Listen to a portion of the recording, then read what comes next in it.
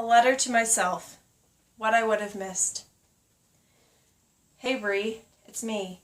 Writing from the tombstone of a premature death. It's the site you would have been buried at had that day turned out differently.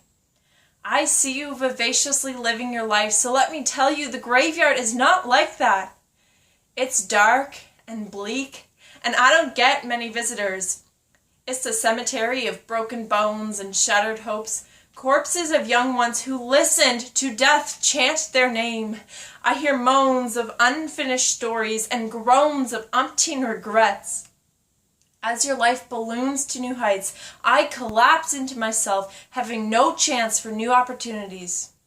I am writing to remind you what you would have been missed if you were cradled here with me right now. When you looked into his blue eyes, your heart melted. His goofy smirk ignited you with colorful emotions that bled all the bad ones out. Your heart swelled as the anger and sorrow flowed out. His touch softened your clenched fists. His passionate dreams refueled you. And you sat there and discussed quantum physics. You didn't know what you were talking about, but you desperately pretended to. Baby girl, you would have missed that. Remember when you got that A+ in English? English had never been your strong suit, but I watched as you slaved away the hours, studying and learning and learning and studying. That class would have been one student too few, one excited mind too small, an empty seat in the second to front row. You laughed away the nights with your roommate and were obnoxiously loud. Perhaps too many noise complaints. Sorry, RAs, but you had so much joy to express.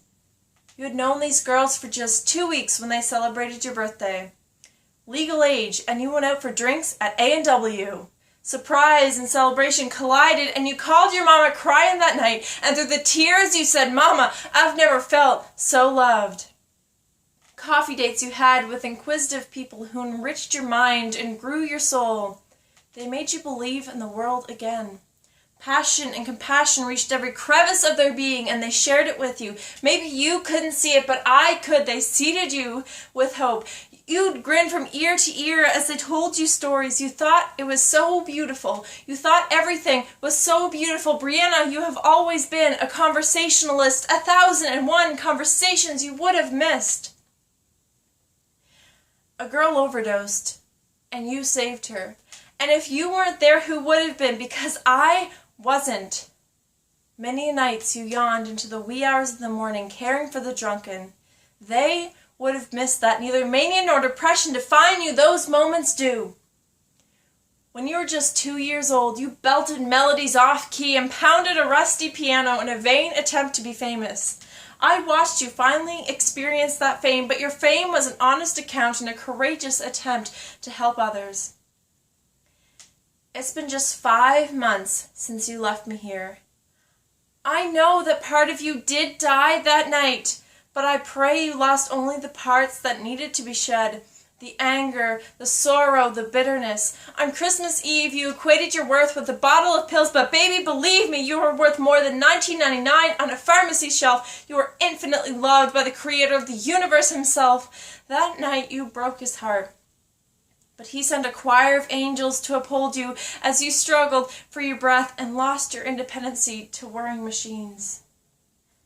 There will be days of pain ahead, but there will also be days of great joy, and getting rid of the pain means getting rid of the joy, and you were created for joy. You wanted to come here in full, but only I am here. You are still over there, so from the other side, I am telling you no. When your body becomes a house for anxiety to reside, and he invites his cousin depression over to stay. When the racing thoughts inside your head will not relent. When you physically ache and want nothing more than total darkness. Even in the black canvas of the night, do not let your mind drift over here. Not ever. It is not the solution. You have met people who washed away the pain of yesterdays and poured buckets of hope into your tomorrows. You wanted to burn out with the sun that night, but as the sun burnt out and rose again, so too did you. Brianna Grace, I hope to not see you for a very long time.